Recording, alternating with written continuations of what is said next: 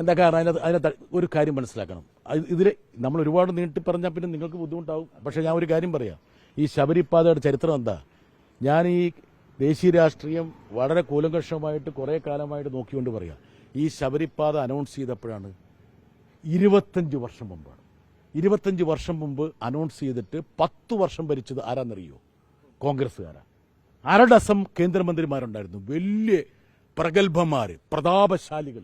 1 രൂപ ചെലവഴിച്ചില്ല. അത് കഴിഞ്ഞ് 12ാമത്തെ വർഷം കഴിഞ്ഞപ്പോഴാണ് അത് കോസ്റ്റ് ഷെയറിംഗ് ആയിട്ട് മാറിയത്. അതായത് ഇവര് കയ്യും കെട്ടിയിരുന്നു. എന്നിട്ട് ഈ ചോദ്യം ചോദിക്കാൻ അസാമാന്യ ഉളുപ്പ് വേണം. അതായത് 12 വർഷക്കാലം കയ്യും കെട്ടിയിരുന്നു. 25 വർഷത്തെ പശ്ചാത്തലമുള്ളതാണ്. ഇക്കാര്യങ്ങളൊക്കെ ഞങ്ങൾ കൃത്യമായി ഗ്രഹപാഠം ചെയ്യുന്ന ആൾക്കാരാണ്. അല്ലാതെ കേരളത്തിന് വേണ്ടി പാര വെക്കാൻ വേണ്ടി മാത്രമല്ല ഇവിടെ ഞങ്ങൾ പ്രവർത്തിക്കുന്നത്.